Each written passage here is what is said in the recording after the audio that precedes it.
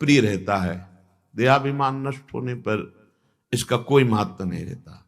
ना अपमान बुरा लगता है, न सम्मान अच्छा लगता है।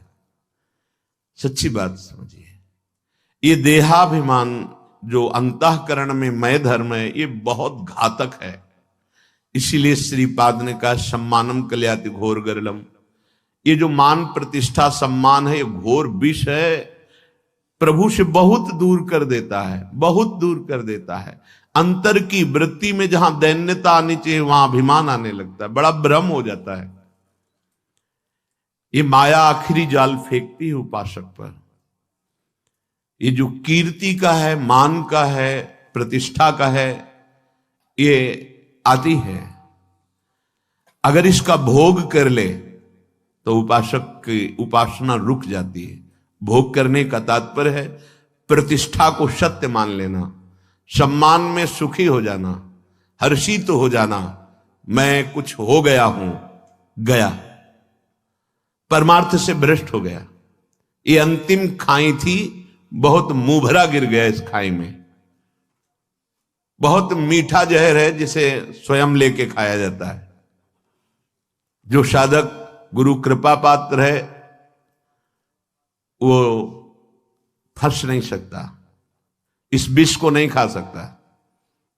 क्योंकि जैसे सुंदर खीर बनाई जाए और तुम्हारे कान में विश्वसनीय पुरुष आके दे मत खाना, इसमें जहर है, तो आप कदापि नहीं खा सकते।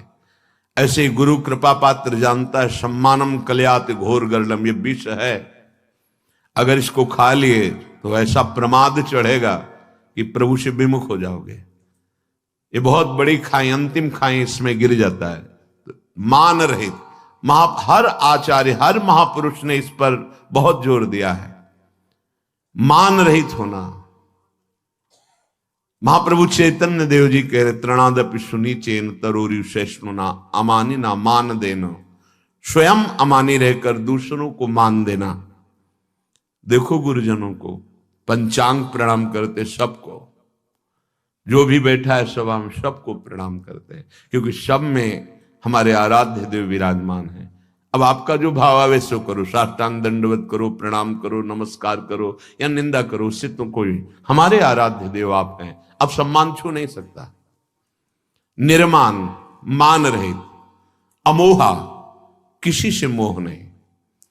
जो मोहन की उपासना करता है उसको मोहित कौन कर सकता है? मोहना आराध्य देव का लक्षण उपासक में आता है।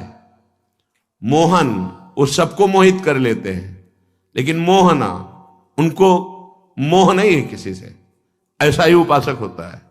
उपासक की दैवी संपदा से प्रभावित होकर सब आसक्त हो जाते हैं, पर वो मोहना निर्माण अमोहा, मोह रहित और जित संग दोषा। किसी भी विषय के संयोग से, व्यक्ति के संयोग से किसी भी प्रकार मन में हर्ष नहीं आना चाहिए।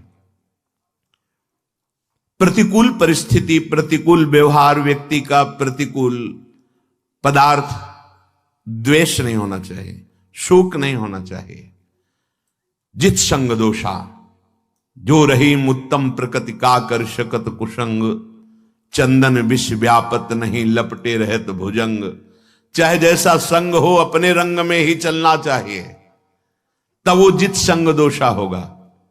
ये कैसे हो सकता है?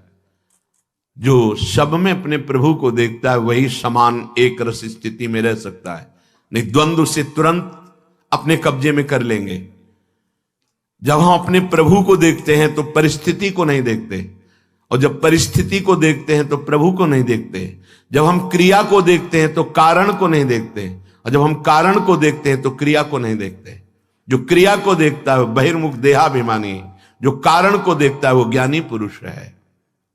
जो परिस्थिति को देखता है वो उसमें लिप्त हो जाता है, बहिर्मुख है, अज्ञानी है। और जो परमात्मा तत्व को देखता है वही ज्ञानी है। वो परिस्थिति का कोई प्रभाव उसके ऊपर नहीं पड़ेगा, जो आराध्य देव को देखता है। जित संग दोषा, अध्यात्म नित्या, वो नित्य आत्म स्वरूप में स्थित रहता है, तीनों शरीरों के राग का त्यागी होता है।